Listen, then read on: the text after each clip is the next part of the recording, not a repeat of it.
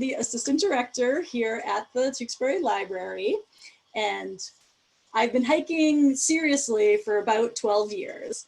So I've entitled my presentation, What to Bring, What to Wear, Where to Go, but well, you'll hear a lot of my stories as we go along. So, all right, now of course, all right. So my number one thing that I'm gonna start talking about is don't hike alone if you can avoid hiking by yourself. And I don't really mean this so much as if you are out in Tewksbury in one of the trails. It's not that big a deal to be by yourself because you're always not that far from a road. You're going to be able to make a phone call and get help to you if you need to. But otherwise, for the most part, you really don't want to hike by yourself. And if I had you all unmuted and I would ask you a question and say, why don't you want to hike by yourself? What's wrong with hiking by yourself? And probably the obvious answer is that if you get hurt or something does happen, it's really much better to have somebody with you. And so these pictures I have up here, like one of the things that people will say to me, and the same problem I had when I wanted to start hiking seriously, was I didn't really have any friends who were serious hikers. And the ones I did have, we could never find a way to get ourselves together. So I ended up, one of my friends said to me one day, why don't you join meetup.com? It has, a bunch of hiking groups. And I said, meetup.com, that sounds really sketchy, because it does, it sounds like a sketchy site. But funny, Chris, who's here listening today, I actually met him through a meetup group as well. And so meetup.com was actually started by, after 9/11 in New York City happened, and people in New York, seeing this great outpouring of community, and they wanted to keep the community to be able to keep meeting with each other, and they created meetup.com. And so there's pretty much any hobby you can think of is on there, and it's a free site. You can get on there and find. So I met Chris, who's in this presentation listening, through a cards and games group that I'd also joined. But I did join, I probably belong to like 5 hiking groups on meetup.com.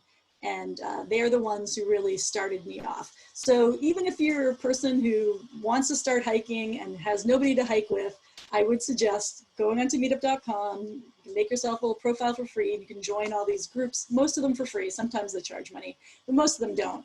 And those are the people that you can go off with, and they will guide you through so many things. And everything I learned, for the most part, about hiking, I learned from these meetup groups. So I do give them props. So all of these pictures are pictures I've taken that are in here. And so some of the reasons I included some of these photographs, and you'll see, let me see, there is a way, well, maybe there isn't. I thought there was a way to do like a little pointer thing, but maybe, yes, there is, all right. I knew there was a way to get a pointer. So right here, this is my friend, Jim, who's in a lot of my pictures. He's the person I've hiked with the most in my life. And he's 20 years older than me. But I met him probably the second time I went on a meetup hike with the Boston hiking meetup, actually. And we just became fast friends, and we've hiked together ever since over the last 12 years. So we've been on many, many, many countless hikes together. And I would say right now that one of the reasons I'd say don't hike alone too is because if something does happen, you really need somebody with you. So he's leading this hike right here, which you can see up here in the top left corner. This is Mounts Morgan and Percival, which is a really great hike. We had, unfortunately, a very misty day where you couldn't see anything at the summits. But you had to climb up these ladders, and you climb up this one ladder, and then you have to step over and climb up another ladder. And then you get to the top, and you have to crawl onto a rock. And for a lot of people, things like that can be really scary. And that hike is not that daunting to do. But I've been on many others where I have needed someone to pull me up, give me a leg up. This hike, the bottom middle here was a hike on a mountain called Owl's Head. And that was probably one of the hardest hikes I've ever done, in that I unfortunately just kind of hit a wall. It's an 18-mile hike, very, very long. It's flat most of the way. Then you go like a mile straight up a mountain, and then a mile down, and then 8 more miles back out. And I just hit a wall that day and could barely get up the mountain. And really these people like totally coached me up, gave me things, pulled me up that mountain. And if I hadn't had people with me, like I, would have probably failed. It would have been terrible. I would have been 8 miles away from anywhere. you know, a lot of things that can happen to you on the trail. One of my friends, Nancy, was hiking Mount Chicora. She went by herself, which she should have known better than to do, and she slipped, fell, banged her head, got a concussion, but she was by herself. Like, and she was Mount Chicora is off of the Cancamegus, and there is no cell reception out there at all. So she had to climb back down the mountain herself with a concussion, and then she had to drive herself with a concussion because there was no other option. There was nothing else she could do. So, and I have other friends who have fallen and broken bones and all sorts of things. And, you know, being by yourself is not the way to go. And I don't say any of that to scare you, but I do like to just kind of say, like, this is one of the reasons why you want to have somebody with you. And a lot of the things I'm going to talk about today will prepare you so that you have the right things in your pack in case something does happen, even on a simple hike. And one of the other little stories, a couple other little stories I was going to tell, just to illustrate some of the fun adventures in hiking that I've had. So this again is my good friend Jim up here in the middle. And this hike, I like to joke and say that I saved his life on this hike. And these are two mountains called the Hancocks, North and South Hancock.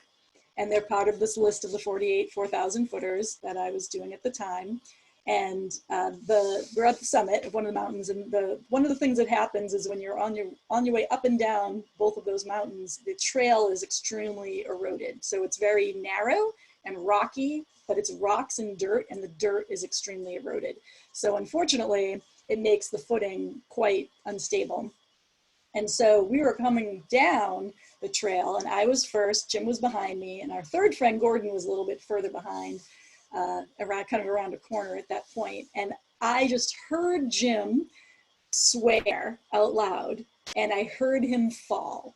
And so I didn't have time to even look over my shoulder. I just, on pure instinct, I swiveled, grabbed the nearest tree trunk, and just braced myself. And he was rolling down the trail towards me. And if I hadn't braced myself, he would have taken me out. But as it was, because I was braced, he like rolled into my legs. I was firm, so I stopped him falling down the trail, and then of course stopped myself from falling down the trail as well. And luckily, you know, he just lucked out. I mean, if he had fallen any further, or if I had fallen, it would have been very easy for one of us to bang our head on a rock or like get severely injured. And so I always like to hold that over his head that I saved his life on the Hancocks, where he probably wouldn't have actually rolled too far, but it was like a really scary moment.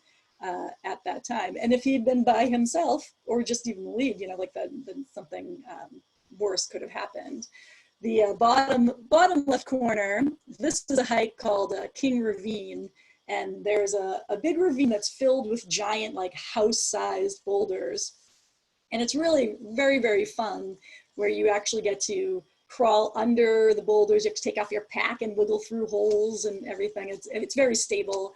And you'll scrape yourself up pretty well. But you get to the other side of the boulder field, and where I am in this photo is what we call the head wall. And there was about half mile up, and it took us maybe an hour to go that half mile because the footing was all large, sharp, loose granite rocks. And there was not a real defined trail at that point. And so that was the first time I was ever scared hiking, because that half mile, if you put your foot wrong or you fell, there was nothing to kind of stop your fall. And anywhere you fell would have been potentially disastrous. So I was never so happy as I am right there coming up the top of that trail. I was so tired. And just, you know, the terror, sort of that feeling of like, oh my gosh, something could happen to me at any time, was right there. And so I was so happy to get to the top of that trail and be done with that hike for the day.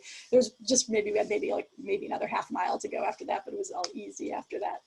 And then this one over here on the right is actually Mount Katahdin in Maine. And Mount Katahdin is one of the endpoints for the Appalachian Trail. And as you can see, this was a beautiful day, and there were many, many, many people on that trail that day.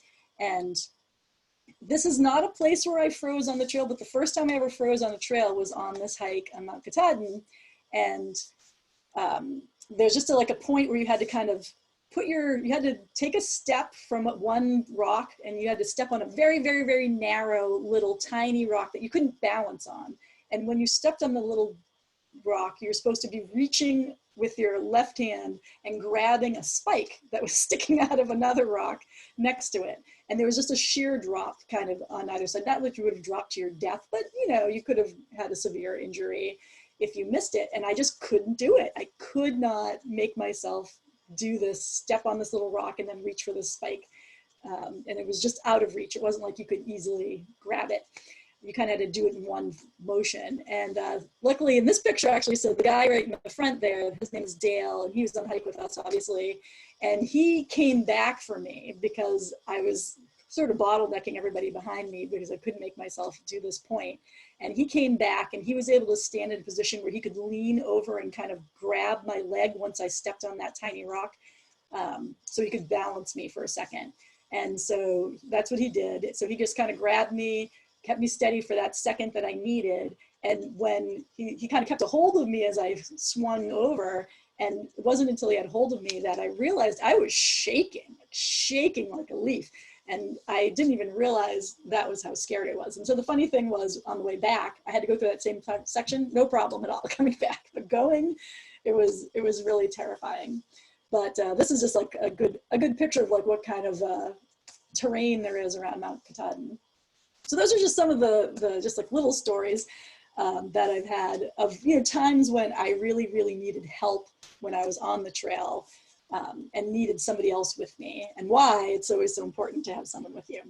But to get on to some things that you should have in your backpack, and these are the things I'm going to talk about now are things I always have in my pack, and that every hiker, if you're going out, should really have with them. And I'm not really talking about, you know, if you're going out for an hour, maybe you don't really need this stuff so much, but if you're going out for any length of time, then these are things I recommend you have. So the first one, and the most important one, is water.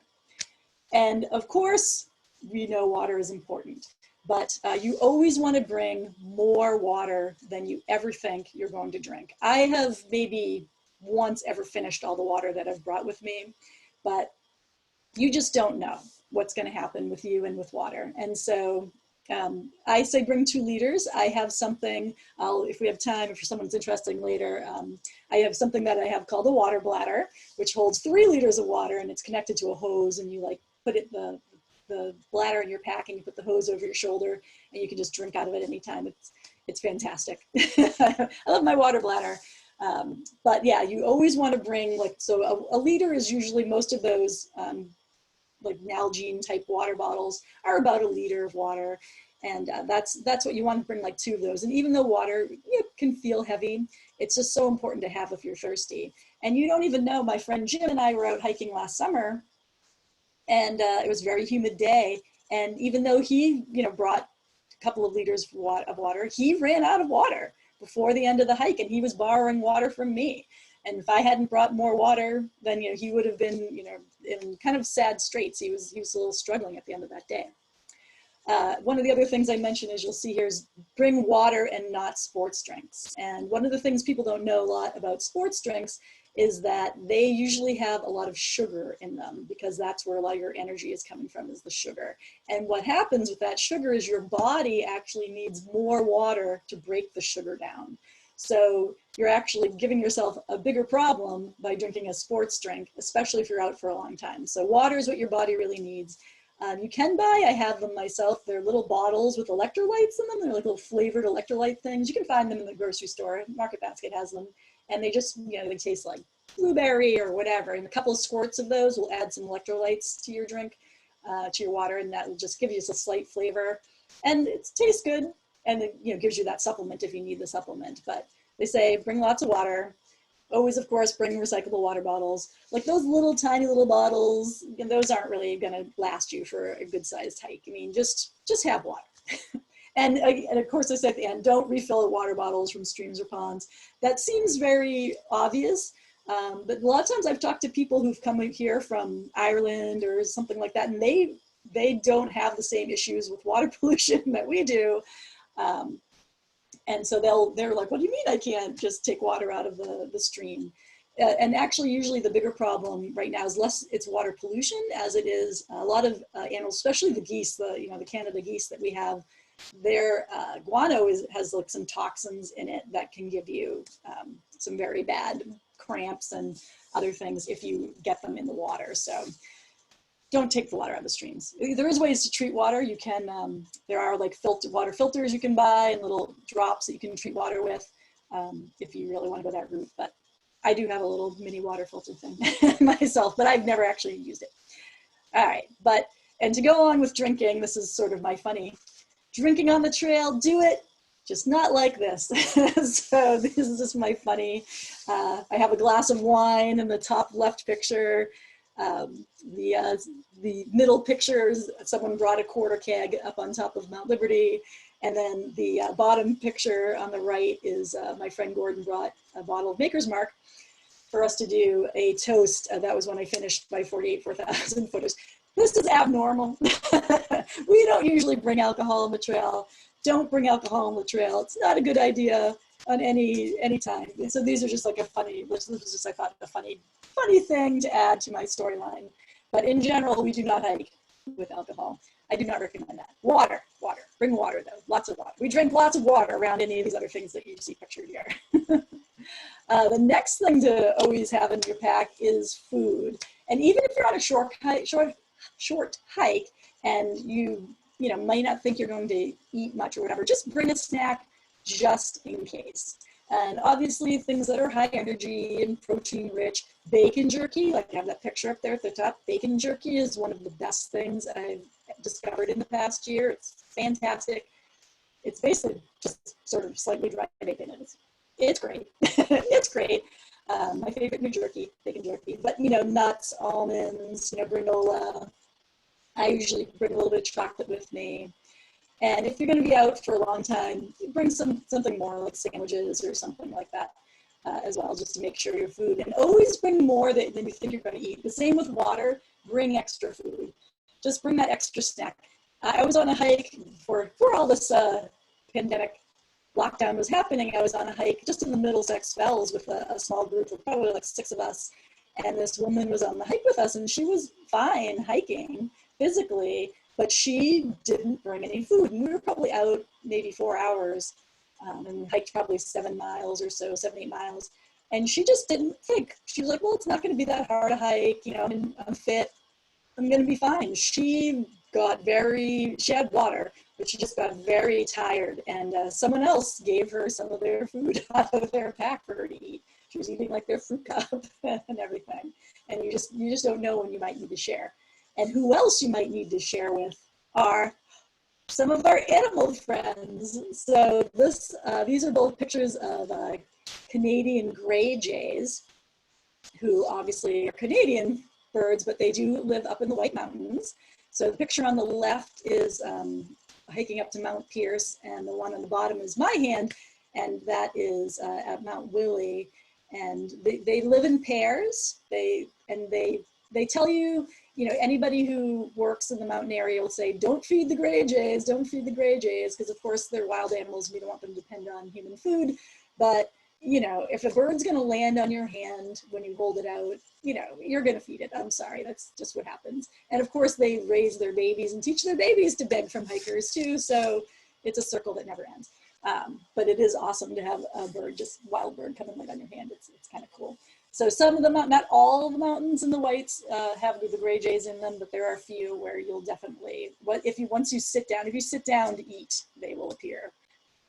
And also just one other animal that I ran across one time that we fed is basically completely tame chipmunk on Mount Jefferson. Me and my friend Joey were hiking up and paused for a quick break, and this chipmunk just came and hung out with us, and we offered it an almond, which it took.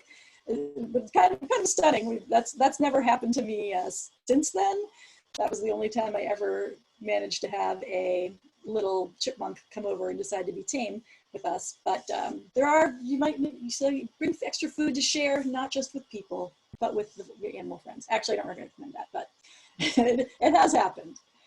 So next up on my list of things is to talk about footwear and clothing. So always wear, if you're going out, even, you know, on a good walk, you know, you're usually going to wear sneakers, right, on a good walk. And if you're in the mountains, the reason that we usually recommend something with really good ankle support and a good tread is because your footing is always uncertain hiking. And even on relatively, if you're hiking around Tewksbury, even on relatively flat trails, you don't know if you're going to run into mud, if you're going to run into like uneven footing, if you might have to climb over rocks. And while, yeah, you can do that with some really good sneakers. Like I've worn my sneakers on trails before. The problem I'll run into, if there's mud, sneakers are made to be light and they're not made to withstand water or withstand, you know, mud and the elements so much. So one of the reasons that you want to wear hiking boots or shoes is that they will be helpful. I always buy ones that are waterproof, or I put waterproofing on them. One of my favorite things in the world is to having waterproof boots. They're fantastic. And I'll just say too, if you do go shopping for hiking boots, is try on a whole bunch of different kinds. And I buy men's boots, not women's boots, because I have women's boots, their heel for some reason is just kind of narrow and it just does not work well with my heel. So men's boots are just roomier. So I've tried on many different kinds and men's boots work the best for me. And, you know, I've tried different brands of boots over the years, and right now I'm a fan of Merrell boots. But, you know, there's different ones, and there's sales quite frequently at the different stores that you can get, you know, a really decent pair of boots for, you know, like under $100, easily under $100. And that seems like a lot of money, but if you don't hike a lot, they're going to last for a really long time, and they're good. As I say, don't wear anything casual, don't wear flip-flops, don't wear sandals. And most of the time, like there are like Teva type sandals, hiking sandals people wear, but I've tried to do that before. And you know, all you need one time is to have that stick that stabs you in the foot when you're wearing sandals in the woods. And yeah, I'm done with sandals in the woods. But you can go that way if you really wanted to. And good socks are also very important to have. The boots are something that I run through more often, like probably every 2 to 3 years I buy a new pair of boots because they are the most important part of your hiking footwear. But socks, I probably have the same pairs of wool socks, hiking socks that I bought 10 years ago because I'm not wearing them all the time. And the reason that you want those socks is that they do absorb sweat and they don't rub. And that's the thing, because the rubbing is what causes blisters. And the same thing with a loose foot, a loose shoe with your foot, that's what's going to cause your blisters. So that's why you want a shoe that you can tie tightly, and you want a really good pair of socks. And as far as your clothing goes, anybody who's a real hiker will tell you cotton is the devil. Cotton is the worst. And the reason cotton is so bad is that if it gets wet, it doesn't dry quickly. And it also will keep you cold. So wool isn't like that. Wool keeps you warm even if it's wet. So that's one of the reasons we talk about wool a lot. And one of the other reasons that we all like synthetic. So fleece is a synthetic, you know, any athletic wear that you can buy is synthetic, and they are made to be airier, to dry out more. Depending on the season, you can layer your clothing different ways, but stay away from anything made out of cotton or cotton blends, because especially even in the summer, because you will sweat in the summer and your shirt gets wet and then it just stays wet, which is gross. It's just gross. You don't want that. You don't have to have hiking specific clothing, but the plug I will say is, again, 12 years ago when I started seriously hiking, I bought a pair of hiking pants at probably REI or Eastern Mountain Sports, one of those places. And I still have that pair of hiking pants, even though I've worn them 1,000 times. I've slid down rocks in them. My original pair, I think, finally got a hole in my bottom that I just sewed up with a little patch on it. But otherwise, they don't wrinkle. They have lots of pockets. They stay pretty clean. They're fantastic. I love hiking clothes. If I could wear hiking clothes all the time, I would. They're like my favorite clothing to wear. And the best thing too is you can buy hiking pants, the summer ones you can buy have zip off legs. So you can wear them as shorts, or you can zip them back on and have long pants. So that's what I bring if I go on vacation. I just bring all of my hiking clothes on vacation because they can be shorts, they can be long pants if I need them. It's fantastic.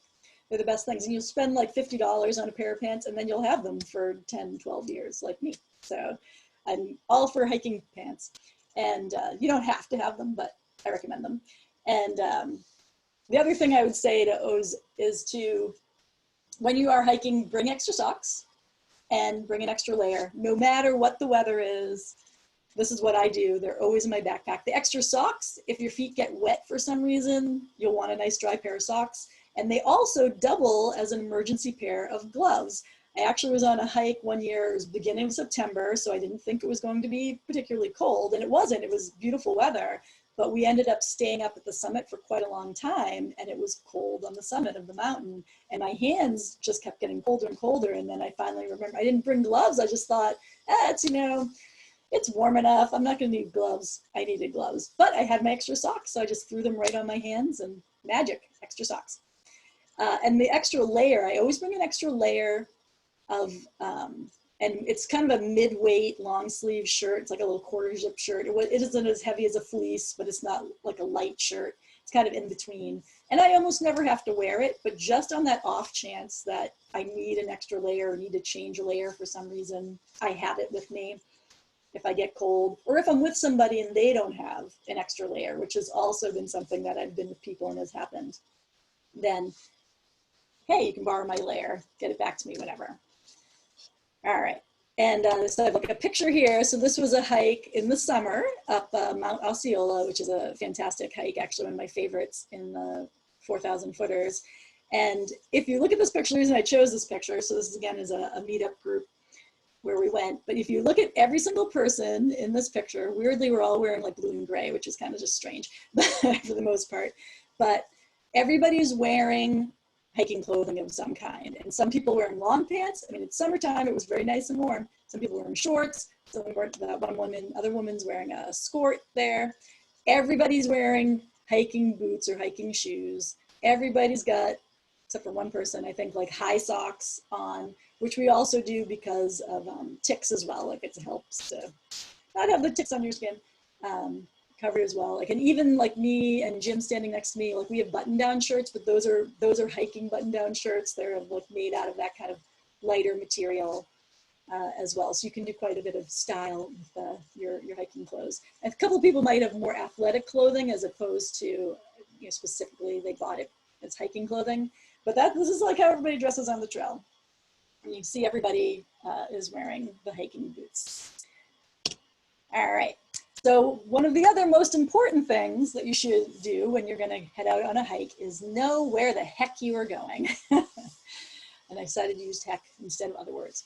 But this is one of those things. So what you'll learn when I first started with the meetup groups is everything's planned for you on a meetup hike. So they are giving you, if you join a meetup group, just a little more background about that, and you join one of the hiking groups, what they do is they post hikes. So someone will say, one of the leaders will say, hey, I'm gonna go hike up Mount Washington. It's gonna be this day. We're gonna start the hike at this time. This is the trail we're gonna be on, et cetera, et cetera. And they limit the number of people who are gonna go and everything. So they give you all the particulars. You can meet and carpool with people and all that great stuff. So I used to go on all these hikes. I had no idea where I was going. I knew where to go to meet people or to carpool with people, but I did not know anything about the trails. I didn't look up in advance anything about the trails. I just followed whoever was in front of me and just assumed they all knew where they were going, which they did. That was their job as the leaders of the hike. But it's really good. It becomes important after a while that you do actually know where you are and what you're going. And you start becoming more interested in it over time. So certainly I've made that mistake, and I'm going to tell you a couple of quick stories about mistakes I'm still making even after hiking seriously for 12 years. But bring a map if you can, and you can usually online, there are a lot of great websites where you can look up if you're going to hike, you know, wherever, Mount Washington for a good example, you can say, I'm going to hike Mount Washington X Trail, put that into the internet, and you'll find somebody who has posted that hike. They'll talk about the trail and what to expect on the trail, and you'll be able to know some of the conditions you might run into, and there'll usually be a picture of the map, the trail map somewhere that you can print out if you want to, or you can buy maps. There's a really great one of the White Mountains. It's a $10 map. You can find it at a lot of bookstores, actually. And it's laminated and a big fold-out map, and it has, you know, you can flip it, so it's two-sided. But I have that map. Everybody I know has that map. It's a really great map. But there are a lot of maps you can buy if you want to of the area. But a lot of the other places will have them free at the trailheads, or you can find them online in advance. So it's just good to know where you're going in advance. And a lot of the places, once you get to the trailhead, will have a picture of like one of those big bulletin board type things that's at the head of the trail. And there's usually a picture of the mountain or the trails that you can go on, and just pull out your camera and take a picture of that. So you know, so you can always reference it if you need to. And, you know, I'll say that compasses are great if you know how to read a compass, one, and you know where you started and where you need to get back to. So if you don't know, compass doesn't help you very much. You might as well just navigate by the sun, and that might help you out. But, you know, they're important. I have a compass with me, but that's less important than some other things I think to have in your pack with you.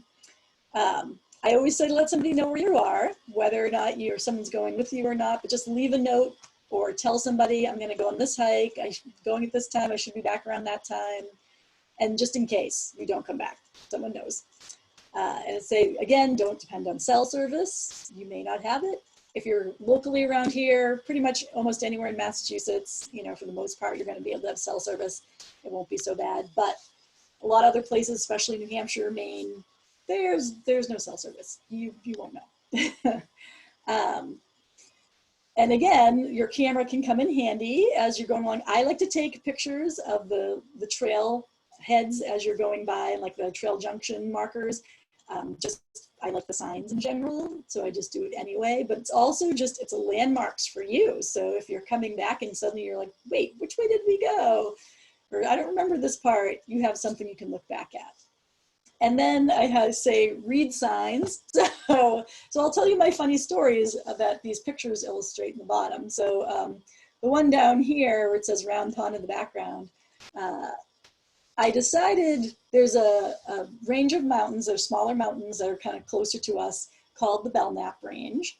And there's, I think, 12. I always forget the number, but I think there's 12 mountains in the range. And I decided I wanted to hike all 12. A lot of my friends had done that.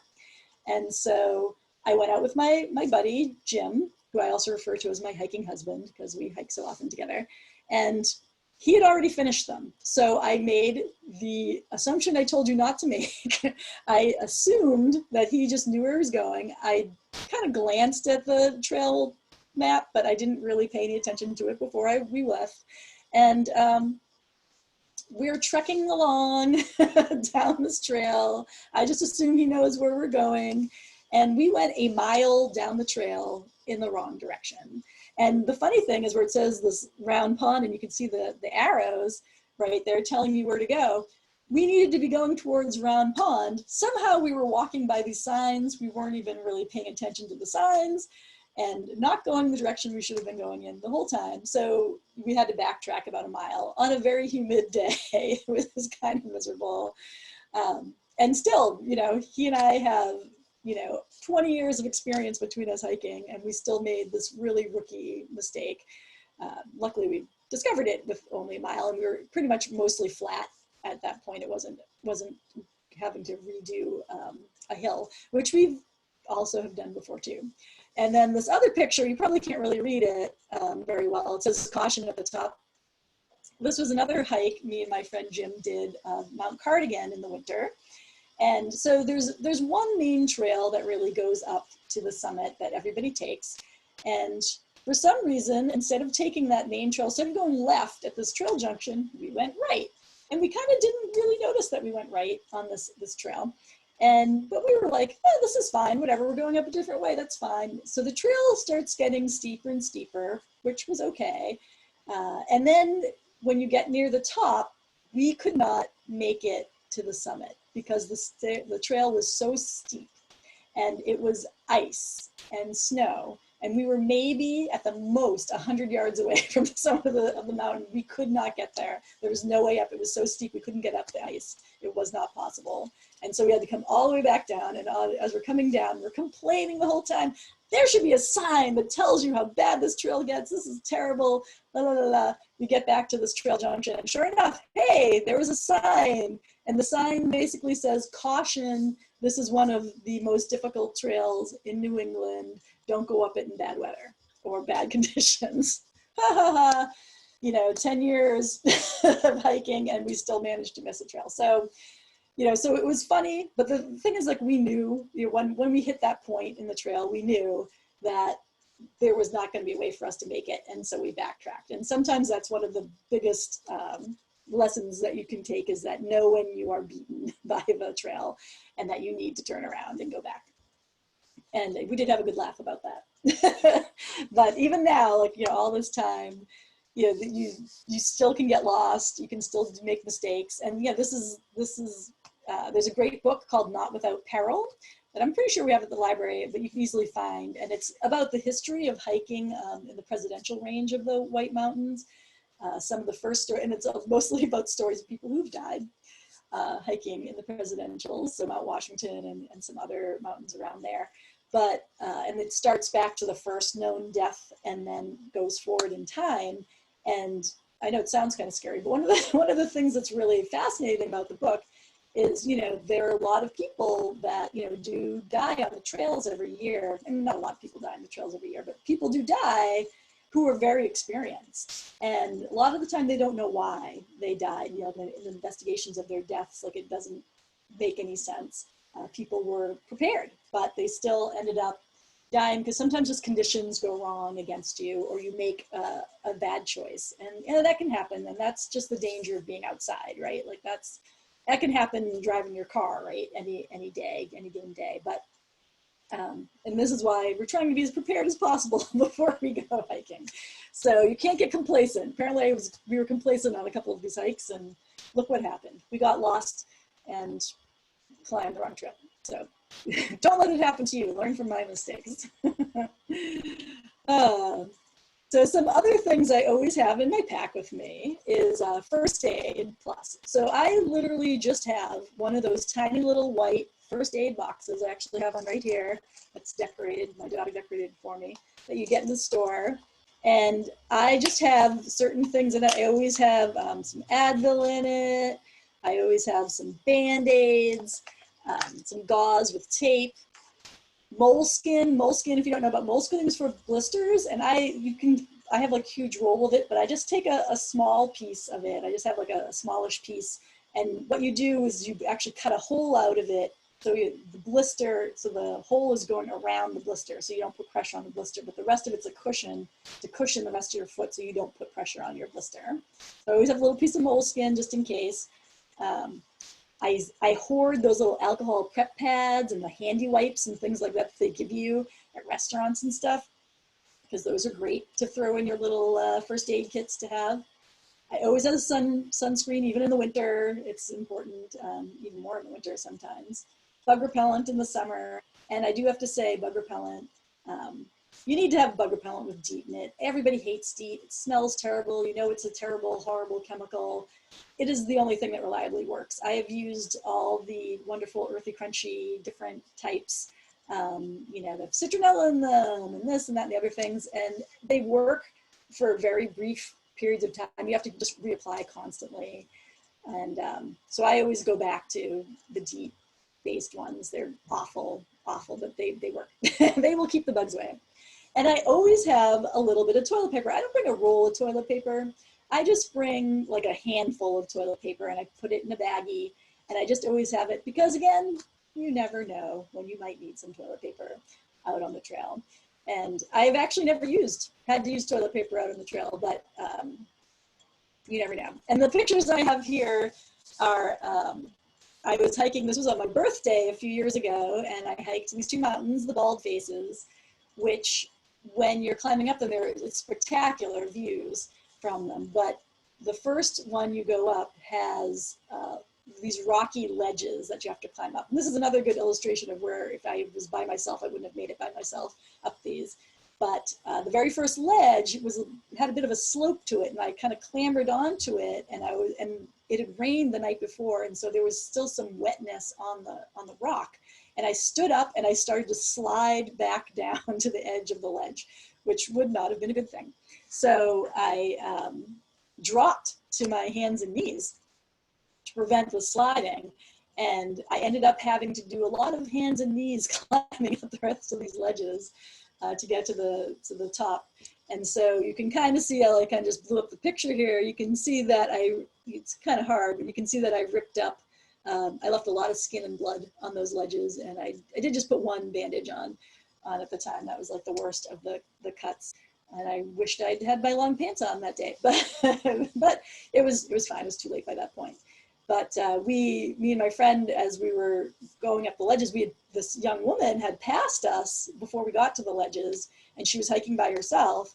And we were like probably halfway up the ledges, and we found her coming down. And I said, "Wow, you're so fast! I can't believe you already made it up to the summit." She goes, "I didn't make it to the summit because I was afraid for my life." And it was because you really needed help getting up these ledges. At one point, you actually have to climb a tree a little bit to get onto the next ledge. And without help, like I had to take off my pack and throw it onto the ledge and then clamber up after it. So it could be quite difficult to do. And if I didn't have a friend with me to help pull me up and whatever, I probably wouldn't have made it up a lot of those ledges. And this woman was so scared trying to do it by herself that she came back down without finishing the hike. And I don't blame her. Some other things I always have in my pack with me. So I always have a headlamp. The one that I have in a picture there, that's an expensive headlamp. You don't need to buy an expensive headlamp. I bought one from Home Depot for about 15 bucks. They have the same features basically. You don't need to have a fancy headlamp. I do have fancy headlamps too, but my Home Depot one is still actually one of my favorite ones. And I always check before I go on a hike that it works. I have only maybe once in any kind of real hiking situation, needed to put my headlamp on, but I have used it many times actually for camping and things like that at night. Hat, I always have a hat with me, and if it's summer, I might have more of like a baseball cap type hat with a brim. Otherwise, I'll have sort of like a light fleece hat just in case to keep my head warm. As I said, I always have spare socks and extra layers. Emergency blanket, that's the thing in the middle right here, and it's nothing. It folds into like the size of a pack of cards. It's the same kind of things that you see marathon winners after, and they drape them in those silver capes. That is basically exactly what an emergency blanket is. It's for emergency purposes. It weighs nothing, and if you did though get caught out anywhere, it will provide some warmth, but it's also reflective, and of course reflective is what you want for people to be able to see you if someone was looking for you. I always have waterproof matches with me, little container. I always bring handkerchiefs as opposed to tissues. And I know some people don't think they're that sanitary, but I think, they're reusable. You just can, wash them and reuse them. I collect handkerchiefs. So if someone's grandmother is dying and has a bunch of handkerchiefs, I'm like, give me the handkerchiefs, I'll take them. So I have actually quite a collection of beautiful embroidered ones and things. But they also could, if you have a clean one, can be used as something as a bandage, makeshift bandage or something if you really needed it as well. Cord, just to have some cord just in case you need it. For the survival bracelet, this is what this is over here. And you can buy them in stores. You can make them yourself too. And it's literally just a clip, and it's just some parachute cord, nylon cord, and it's just woven into the shape of the bracelet. You don't have to have it that way. But in case you ever need it, you can wear it on your wrist. I just have one attached to my pack at all times, just in case. Utility tool, Swiss Army knife type thing is always super useful because you have knife, scissors. I love the ones that have little tweezers on them. You never know when you might need any of those things. Totally useful. I always have lip balm. And bandana you can use for so many purposes, and you'll see most hikers will have a bandana tied to one of the straps of their backpack, and most people just use it to wipe the sweat off their face. For the most part, it's like easy wiping. And in the summer, I love having a bandana. What I'll do is I will dunk it in streams if it's hot and passing, and get it soaked, and then I'll tie it on my head, and just like a nice way to help cool off. No one else seems to do that but me, but I do that, and it's awesome. And the last thing I always have is a whistle. I just have a yellow plastic whistle. And of course the whistle is for emergencies. And if for some reason I was separated from people or lost or, injured, having a whistle goes longer. It's easier to blow a whistle than it is to yell, and the sound is much more shrill, as you know, so it'll carry further. So if someone's looking for you or you need to be found. And I've never had to use the whistle, for any purposes, but I have it just in case. And none of these things weigh much. Like you start like looking at this pile of lists that I have of like, oh gosh, this is an awful lot of things to have in your pack with you. But literally I've 2 backpacks. Basically, I have what I call my winter pack, which is just a bigger pack. And then I have my summer pack, which is just a regular size backpack. It is not an oversized pack, but I can easily fit all of these things in here without a problem. I have tons of space left over. So it's not really as much as it sounds like it is. So one of the other big things that I like to always talk about too is to know your limits hiking. And all of us, especially if you're starting out, you don't know how far you can comfortably go. You don't know maybe how fit you are. And hiking is actually like a much different activity. It's different than just taking a walk. It's different than being a runner. It's different than working on an elliptical machine or doing Zumba or anything like that. It just that you're, especially when you're hiking mountains, that you're using your body to like go up and up and up. It's and while carrying a bag and all this other stuff. It's a lot of stuff that you don't normally do when you're doing other exercise. And so while I will say that anybody can do it, you want to just kind of know what kind of pace that you can keep. And if you get tired or you're hitting a wall or you're suddenly just, this is too hard for me to do, and I'll tell you, this has happened to me, know to just turn around and go back. Like there's no shame in turning around. The trail is going to be there tomorrow, next week. The only joke we used to always say is when the man of the mountain in New Hampshire finally fell off, we say, well, I guess the mountain isn't always going to be there, but usually it is. Usually the trails are still going to be there. You can still take that, go up Mount Wachusett. You just can't see the old man in the mountain face anymore, but you can still hike up there though. That's a nice trail actually too, but that's a nice hike. So, you just have to know where you're going and how far you can go. And don't be afraid to turn back if you need to. And the hike I was just talking about before, when in the Middlesex Fells Reservation with this woman, and she, like, as we're hiking along, she had confided that she had, a knee issue.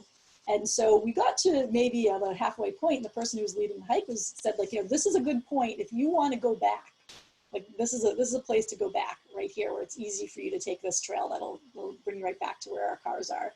And she was like, nope, I can do it. And she did. She finished the hike, but she was clearly not as prepared as she thought she was for that hike. And hopefully she knows better now. And but we noticed that and definitely made a point of watching her and making sure she was okay throughout the hike, giving her snacks and stuff. And one of the other things that I'll just mention at this point too, a little more to talk about, is that everything I just talked about to bring in your pack isn't just for you. It's for anybody else that's with you or that you might run across. And I'll tell you that if you do get into hiking, you'll find that hikers tend to be really giving people and caring people. And everybody I know who's a hiker, and I know, many, many hikers at this point that I'm friends with, they will stop for anybody on the trail and help them. If they see somebody stop and they look like there might be any kind of trouble, they will give away their medicine, their bandages, their hiking poles, their extra shirt, their food. They probably won't give up all their water, but they would probably give some of it up if they could. Like that's what people will do on the trail. It's a reason, like, I carry everything that I carry, and there's more stuff that I could carry, is because maybe I'm going to need it, but maybe somebody else that I run across might need it. And there's enough people I know, and a lot of stories, like more stories I could tell about different places and times where we've stopped and helped people on the trail and given them something that they needed. Sometimes it's just your company, until help comes or something like that. But everybody I know who's a hiker would not hesitate to stop and help somebody out if they feel like they need help. And that's the reason that we bring what we have with us. And I know I told some scary stories in here about exhaustion and things happen to you, but really the reward of being out and accomplishing a hike, especially in mountains, is really, there's nothing like it. Everybody will tell you, all of my hiking friends will be like trying to get up the top of the mountain, and will be in that state where you're exhausted and it's hard and you're sweating or you're tired or anything, and you're in your head, you're saying, why am I doing this? What is wrong with me? There's something wrong with me to do this.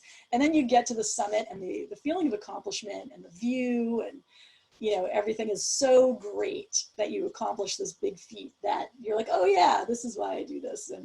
And then you complain again on the way down. But that's the way of things.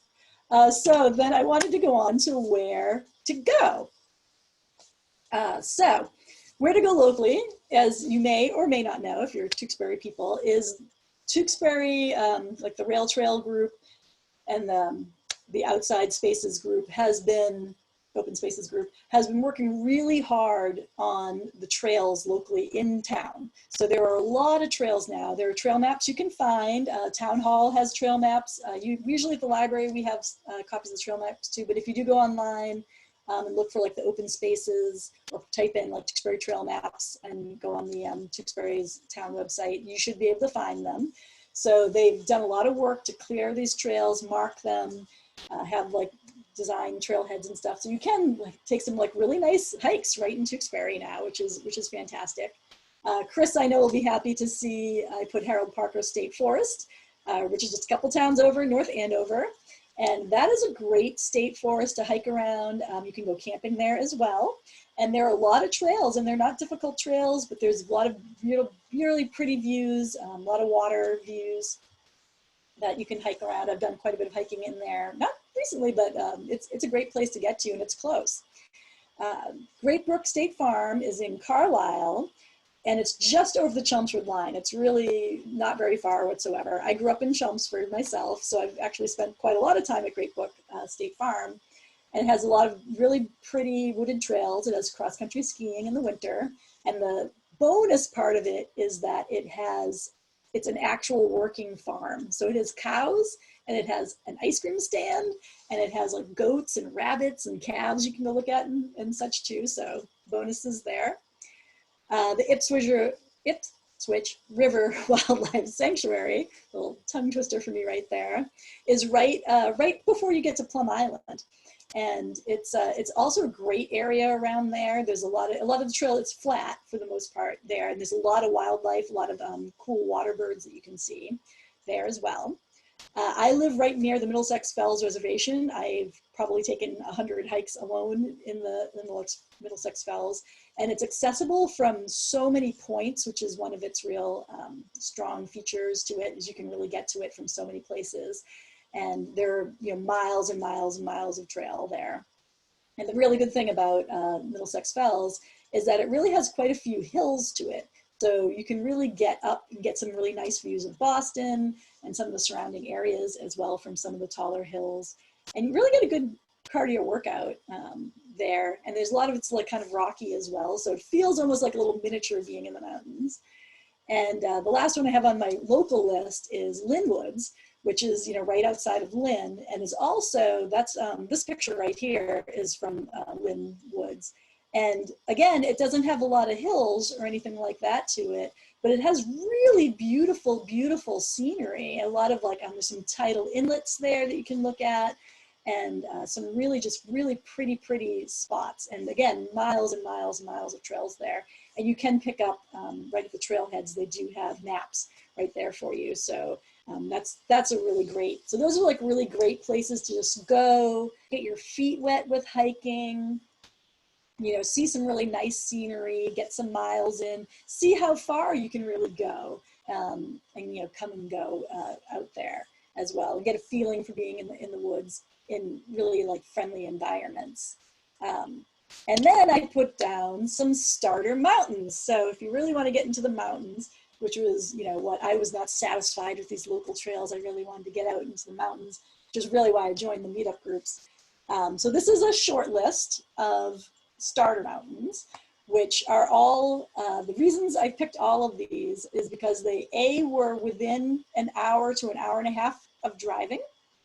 And they also, none of them are very difficult. So of course, so for the most part, you can pretty easily get to the top of them within 2 hours going at a moderate pace. You should be able to, even Mount Monadnock, which is the tallest on this list, you know, shouldn't take you more than a couple of hours to get to the top of it. I mean, it depends how, if you're hiking really slowly, it might take you longer, but you know, you'll see a lot of people's children on these trails that they can, of course they never get tired, but they scamper right up, and it's they're not that difficult. And I'd say the difficulty in hiking the trails on these mountains is not high.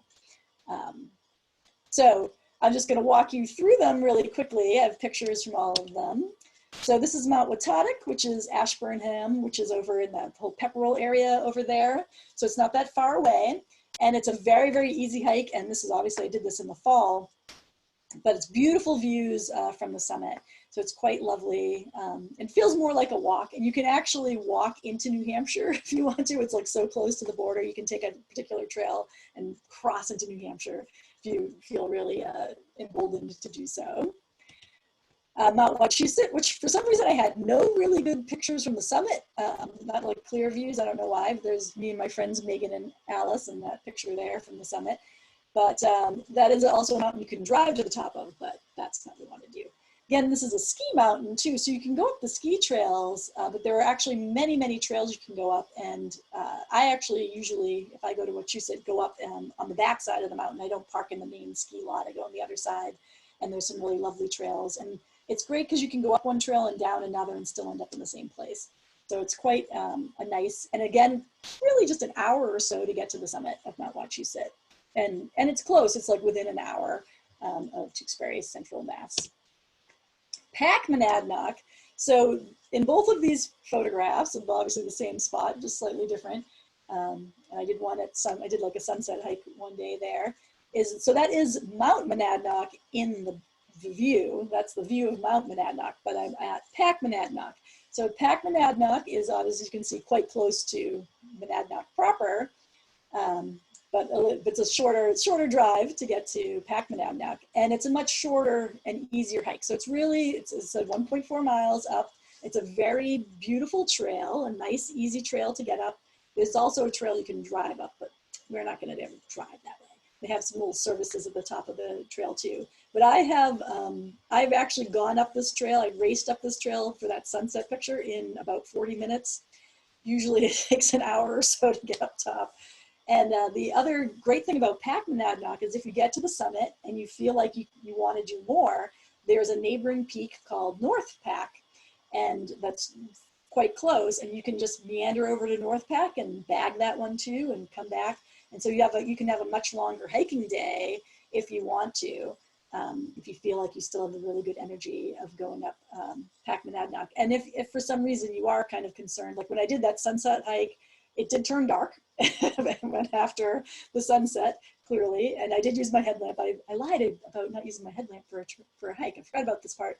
And I went down the road instead of the trail when I came down, so that it was just a little bit, safer, obviously, than it is without the uneven footing that there is on the regular trail. And Gunstock Mountain is another great option. So Gunstock is part of the Belknap Range, which I referenced before. It's also a ski mountain, and you can go up one of the ski trails, but it also has other trails on the side that you can go up.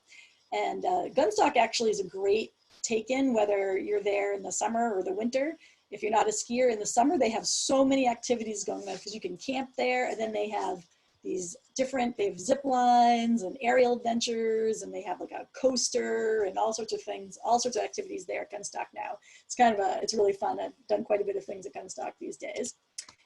Mount Major is also in the Belknap Range, and it is one of the more popular hikes that if you talk to people and you ask somebody where they've hiked, if they're a hiker, they'll be like, oh yeah, I've done Mount Major. Everyone's down Mount Major. So again, it's in the Belknap Range, less than an hour and a half away. And it has beautiful views of Lake Winnipesaukee, as you can see. It's my friend Eric and his dog Bowie. there on Mount Major. But it is, again, it's a hike that takes you maybe a little bit over an hour at the most, and stunning views at the top, like really just stunning, stunning views. And for a long time, you're just walking along kind of like a ledge, and can see all of this. It's quite gorgeous.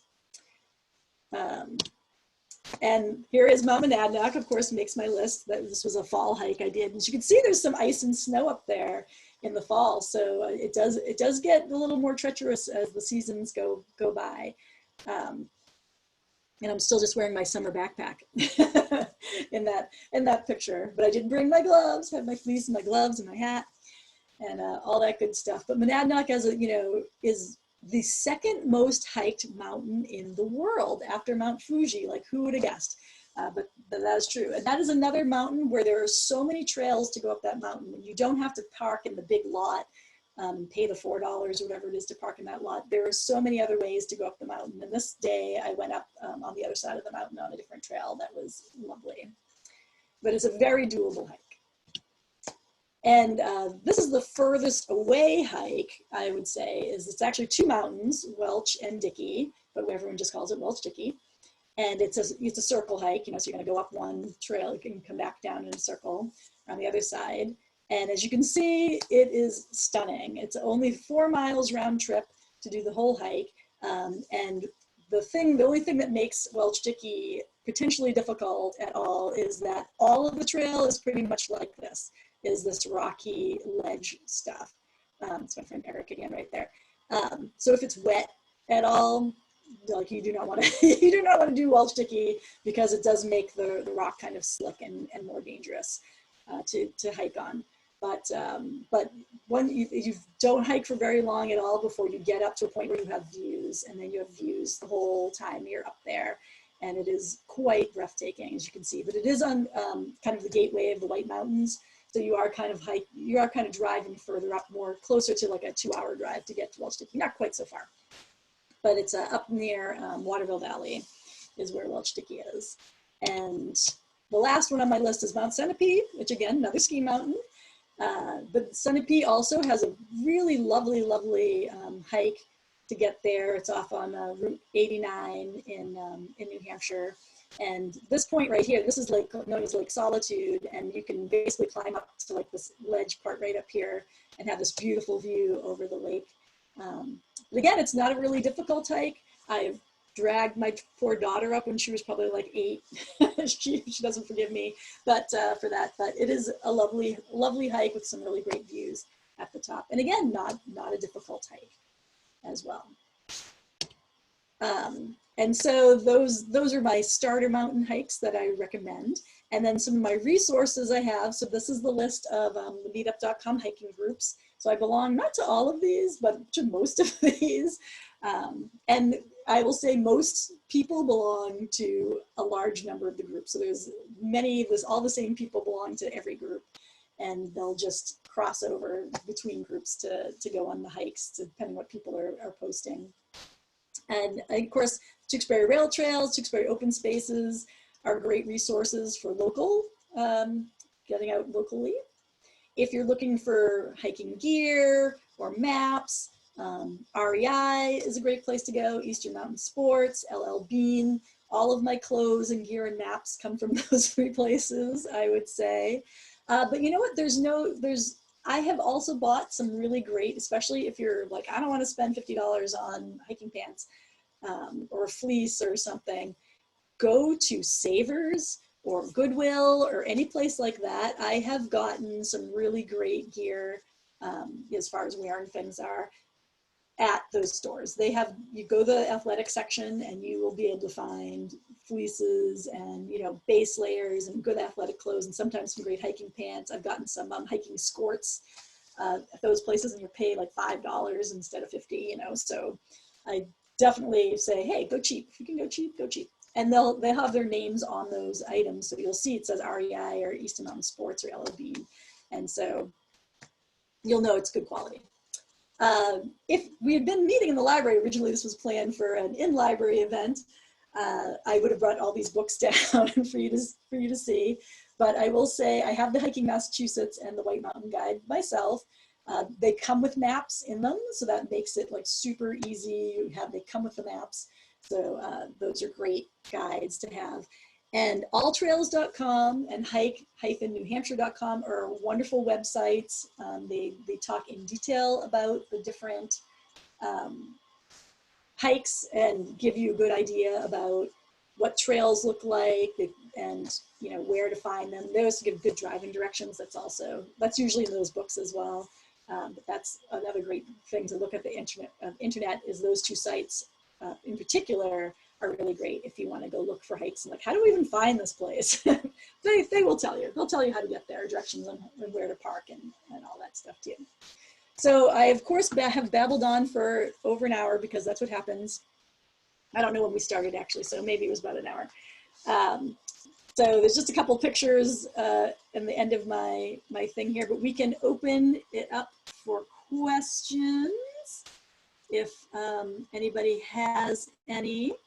And this is just a picture of Mount Jefferson, as you can see, is in the fall from Mount Osceola. This is from Mount Katahdin. This is my favorite picture of me up on top of Mount Bond. This is when I finished my 48 4,000 footers. I made out of cardboard the giant numbers and painted them and dragged them up 2 mountains with me that day. But anyway, so if anybody has any questions for me or more information, let me know. Robert can open up the muting. And so Noelle, I'll ask the first question. This is on behalf of Laura. She had to duck out about 5 minutes ago. Laura wanted to know, what type of backpack do you have? Ooh, so right now let's see, I can have my backpack right here actually. Ooh. So this is my main hiking backpack, and it's just one from REI, and it's called the Trail 40. I know people have bigger packs and people who have smaller packs. This one I like, so if you have, if I stand up, you can kind of back away a little bit. You can kind of see how big it is on me. So it kind of takes up the size of my torso. And 40, so this basically holds everything I could possibly need when I cram stuff into my pack, and extra things and extra gloves, and in the winter with like extra layers and all sorts of things. So this will hold everything. And one of the things that this pack has that I really do like a lot, and a lot of things just become personal about your pack. Packs used to always get made back in the olden days with metal frames for more support. And now they have what they use like interior frames. And this one, and you can't really probably tell, but it actually curves slightly outward and has padding on the back. And so that's for when you're hiking. It gives airflow between your back and the pack, so you don't get as sweaty with this on. So it has like more of a frame in the actual back of the pack. You can kind of hear it if I'm knocking on it.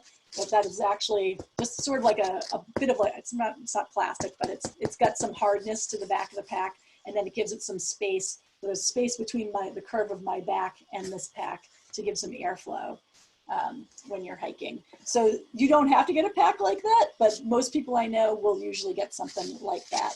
And usually straps are usually always padded.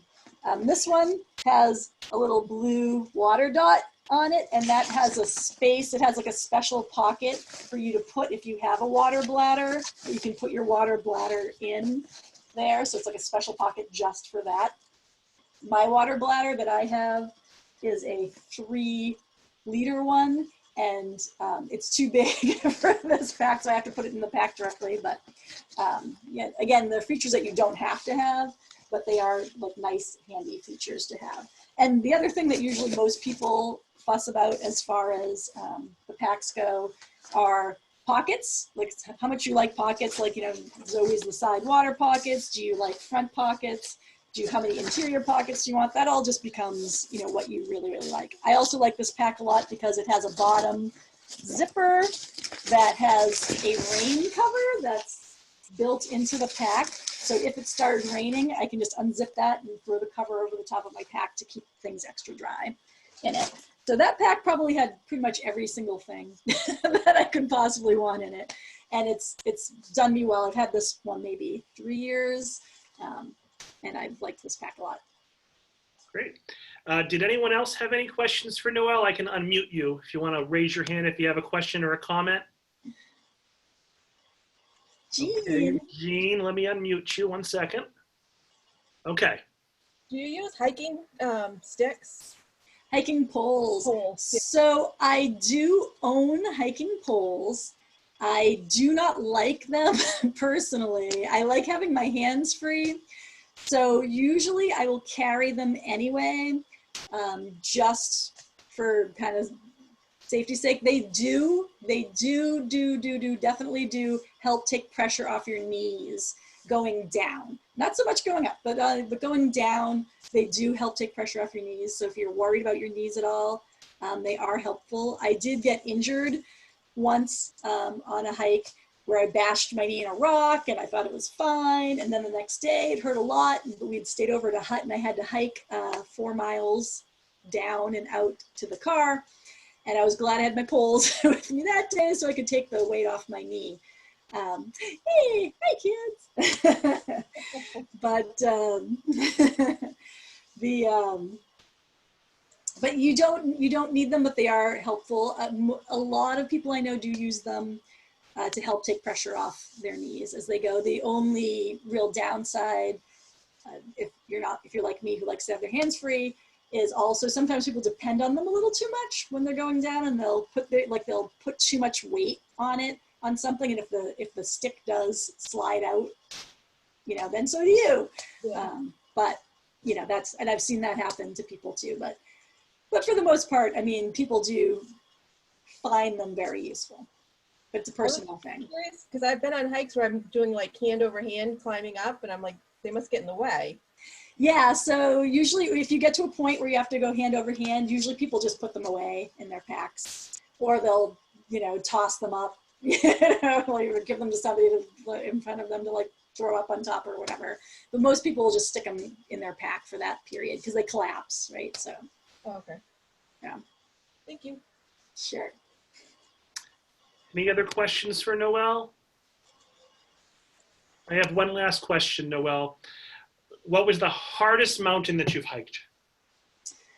The hardest mountain hike, well, there's probably a difference between the hardest hikes I've ever gone on and the hardest mountain I've hiked. But probably I'd say Katahdin is,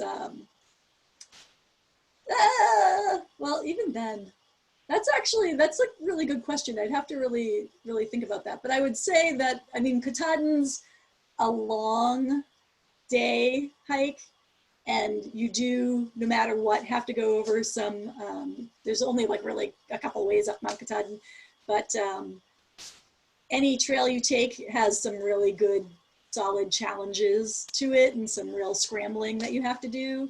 So I'd say that's definitely way up there as far as the more challenging hikes that I've done. Yeah, I guess. I guess. We'll take it. Any other questions from folks? We're good. All right. Did you have any last words for us, Noelle? I say if we'd done this in person, I would have had a nice show and tell and brought in all my gear, and you could have touched it. And like, oh, then the cat just tried to jump in my lap and got rebuffed. Now she won't be happy. Yeah, so I mean, you know where I am at the library, so you can always reach out to me if you have questions about anything. Obviously, I could tell 1,000 more stories about stuff, but like a lot of things, like it's really, you just start and you get into it, and it's very rewarding. It's one of those things. Once it gets into your blood, you never want to stop doing it. So it's great. All right. Well, I have unmuted everyone if they want to thank Noelle for doing this for us. Thank you. Bye. Thank you for coming and listening to me. Thank you. Thank you. Great job, Noelle. Yay.